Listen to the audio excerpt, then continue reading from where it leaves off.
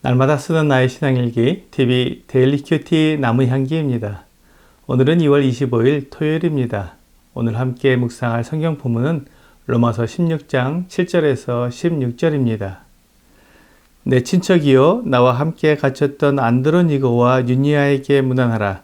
그들은 사도들에게 존중이 여겨지고 또한 나보다 먼저 그리스도 안에 있는 자라. 또 주 안에서 내 사랑하는 암블리아에게 문안하라. 그리스도 안에서 우리의 동역자인 우르바노와 나의 사랑하는 스다고에게 문안하라.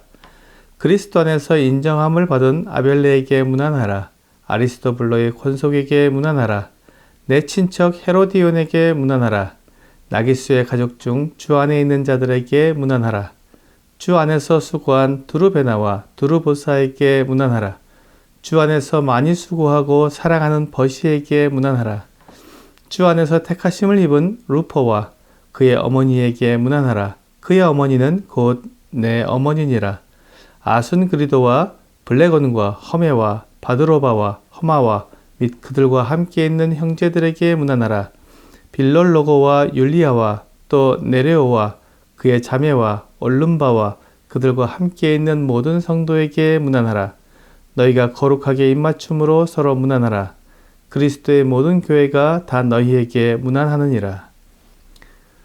바울은 계속해서 로마 교회에 있는 성도들을 기억하며 문안 인사를 하고 있습니다. 바울이 로마서 16장에서 기억하고 문안 인사를 하는 성도들은 모두 26명입니다. 현대의 그리스도인들은 바울이 기억하는 성도들이 누구인지 정확히 알지 못합니다. 그들은 유명한 사람들이 아니었습니다. 하지만 바울의 마음에는 그들이 있었습니다. 그들의 이름 앞에는 그들에 대한 수식어가 붙어 있습니다. 사도들에게 존중이 여겨지고 주 안에서 사랑하는, 그리스도 안에서 우리의 동역자인, 그리스도 안에서 인정함을 받은, 주 안에서 수고한. 비록 우리는 그들이 어떤 일을 하고 어떤 삶을 살고 있었는지 알 수 없지만 바울은 그들이 어떤 일을 했고 어떻게 살았는지 기억하고 있었습니다. 그리고 그들의 삶을 이렇게 표현한 것입니다. 이것은 마치 그리스도의 심판대에서 성도들이 상을 받는 모습과 비슷합니다. 그리스도인들이 이 세상을 살아가면서 언제나 옳은 일을 하고 언제나 성공적인 삶을 사는 것은 아니지만 그들의 삶을 전체적으로 보았을 때 그리스도의 사랑을 받으며 그리스도를 위해 수고하고 그리스도 안에서 함께 동역자가 된 사람이라는 평가를 받게 될 것입니다. 이것이 얼마나 놀라운 특권인지요. 또한 바울이 기억하고 있는 사람들 중에는 남자들도 있고 여자들도 있었습니다. 그리스도 안에서 남자나 여자나 차별이 없이 모두가 인정되고 사랑받는 것을 볼 수 있는 것입니다. 또한 아리스토블로의 권속에게 문안하고 있는데 아마도 그들은 노예였다가 자유인이 된 사람들로 보입니다. 그 뒤에 이어나오는 헤로디온 역시 아리스토블로의 권속에 속한 사람으로 보입니다. 그 외에 허메와 허마 등도 노예였다가 자유인이 된 사람들로 보이는데 이런 것을 볼 때 그리스도 안에서는 자유인이나 종이나 아무 차별이 없음을 분명히 알 수 있습니다. 바울은 교회 안에서 만난 수많은 사람들 중에 아무도 차별하지 않고 다만 그들의 믿음으로 인해 서로를 인정하고 그리스도 안에서 사랑하는 관계가 되었습니다. 이것이 교회의 모습입니다. 교회 안에서 성도들은 아무도 차별하지 않아야 합니다. 그의 신분이나 외모나 빈부로 차별하는 것은 세상이지 교회가 아닙니다.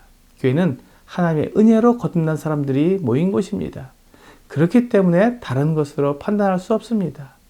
또한 14절에 아순그리도와 블레곤과 허메와 바드로바와 허마와 및 그들과 함께 있는 형제들이 나오고 15절에는 빌롤로고와 율리아와 및 네레오와 그의 자매와 올lum바와 그들과 함께 있는 모든 성도에게 문안하라고 말하고 있습니다. 이는 그들의 가정에서 성도들이 모이고 있음을 알 수 있습니다. 앞에서 브리스가와 아골라의 집에서 교회가 모이고 있었고 또 아순그리도와 함께한 형제들이 있고 빌롤로고와 함께한 성도들이 있었습니다. 이렇게 로마에는 여러 가정에서 교회가 모이고 있었다는 것을 알 수 있습니다. 바울은 이렇게 많은 성도들을 기억하고 각각에게 문안하고 있습니다. 그가 여러 지역에서 복음을 전하며 교회를 세우고 많은 성도들을 가르치느라 분주하였을 텐데도 이렇게 많은 성도들의 사정과 형편을 기억하며 그들을 위해 기도하고 또한 문안하는 것을 볼 때 바울은 성도들을 사랑하고 성도들에 대한 관심이 많았던 것을 알 수 있습니다.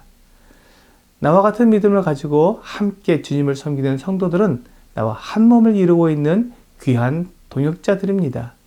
비록 나와 생각이 다르고 삶의 방식이 다를지라도 같은 믿음, 같은 성령을 가진 성도라면 관심을 가지고 사랑을 나누어야 합니다. 바울은 이제 문안 인사를 마치면서 너희가 거룩하게 입맞춤으로 서로 문안하라고 말하고 있습니다. 이것은 중동 지역의 인사법입니다. 현대의 많은 나라에서는 악수를 하면서 인사를 합니다.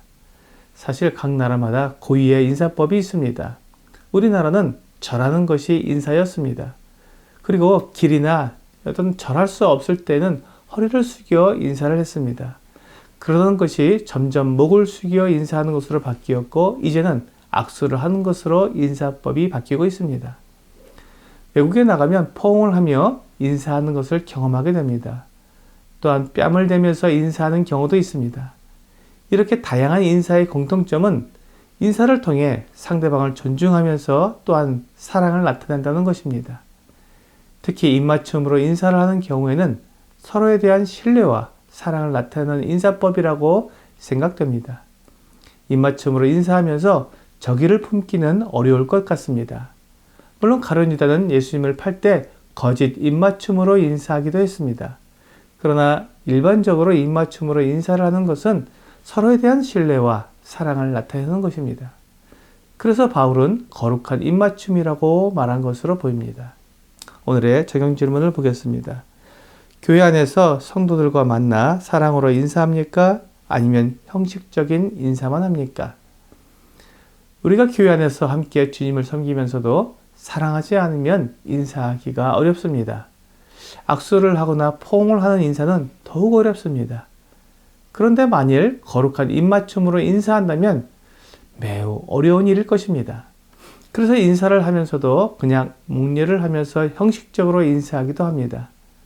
하지만 바울처럼 성도를 사랑하고 그를 동역자로 또 함께 섬기는 자로 여기고 사랑과 관심을 가진다면 사랑으로 인사하게 될 것입니다.